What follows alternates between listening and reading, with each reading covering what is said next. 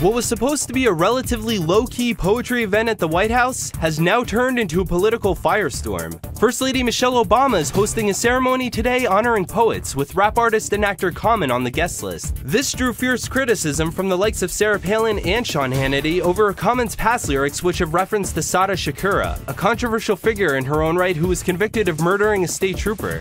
Conservative bloggers also drew attention to a 2007 song by Common which contained the line "burn a bush" in reference to the US president at that time.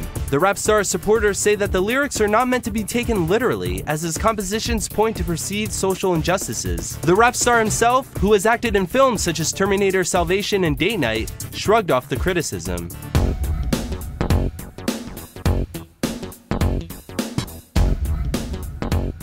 Thank you very much, Mr. Chairman, and I would like to thank you and commend you for calling this hearing.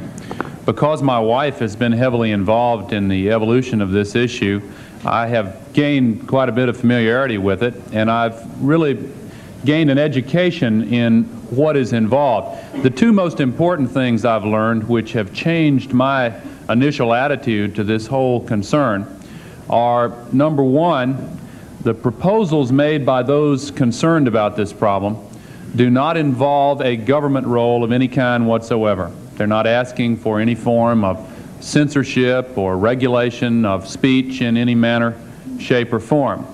What they are asking for is whether or not the music industry can show some self-restraint and working together in a manner similar to that used by the movie industry, whether or not they can come up with a voluntary guide system for parents who wish to exercise what they believe to be their responsibilities to their children, to try to prevent their children from being exposed to material that is not appropriate for them.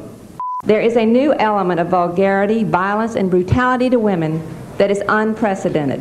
While a few outrageous recordings have always existed in the past, the proliferation of songs glorifying rape, sadomasochism, incest, the occult, and suicide by a growing number of bands illustrates this escalating trend that is alarming.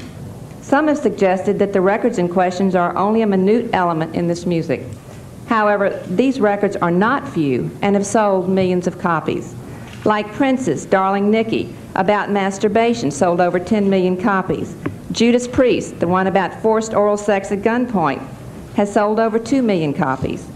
Quiet Riot, Mental Health, has some songs about explicit sex, over 5 million copies. Motley Crue, Shout at the Devil, which contains violence and brutality to women, over 2 million copies. Some say there's no cause for concern. We believe there is. Are you listening to me? What do you want to do with your life? I want to rock.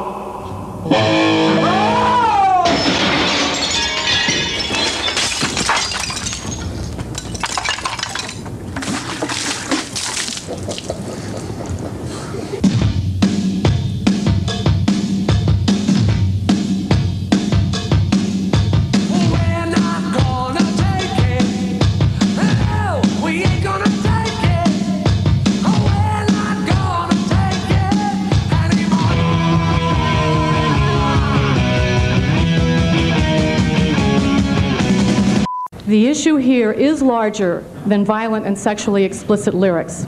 It is one of ideas and ideals, freedoms and responsibility in our society. Clearly, there is a tension here, and in a free society, there always will be. We are simply asking that these corporate and artistic rights be exercised with responsibility, with sensitivity, and some measure of self-restraint, especially since young minds are at stake. We are talking about pre-teenagers and young teenagers having access to this material. That is our point of departure and our concern. Now, Mr. Chairman, one point we've already made, the material which has caused the concern is new and different. It's not just a continuation of controversies of past generations. It strikes me that the PMRC may have confused our video presentation for this song with the meaning of the lyrics. It's no secret that videos often depict storylines completely unrelated to the lyrics of the song they accompany. The video for We're Not Going to Take It was simply meant to be a cartoon with human actors playing variations on the Roadrunner Wile E. Coyote theme. Each stunt was selected from my extensive personal collection of cartoons. You'll note when you watch the entire video that after each catastrophe our villain suffers through, in the next sequence he reappears unharmed by any previous attack, no worse for the wear. By the way, I'm very pleased to note that the United Way of America has been granted a request to use portions of our We're Not Going to Take It video in a program they are producing on the subject of the changing American family. No one has forced Mrs. Baker or Mrs. Gore to bring Prince or Sheena Easton into their homes. Thanks to the Constitution, they are free to buy other forms of music for their children. Apparently, they insist on purchasing the works of contemporary recording artists in order to support a personal illusion of aerobic sophistication. Ladies, please be advised, the $8.98 purchase price does not entitle you to a kiss on the foot from the composer or performer in exchange for a spin on the family Victrola. Taken as a whole, the complete list of PMRC demands reads like an instruction manual for some sinister kind of toilet training program to housebreak all composers and performers because of the lyrics of a few. Ladies, how dare you? It's outrageous filth. And we've got to do something about it. I take the tempered approach and commend it of our distinguished chairman. And yet I would make the exception that if I could find some way constitutionally to do away with it, I would.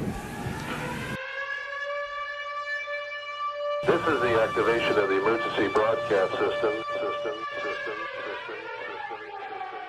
Fuck Donald Trump. Fuck Donald Trump. Yeah, nigga, fuck Donald Trump. Yeah, fuck Donald Trump. Yeah, fuck Ain't nobody else gonna speak up, we gonna speak up. Fuck Donald Trump. Yeah, nigga, fuck Donald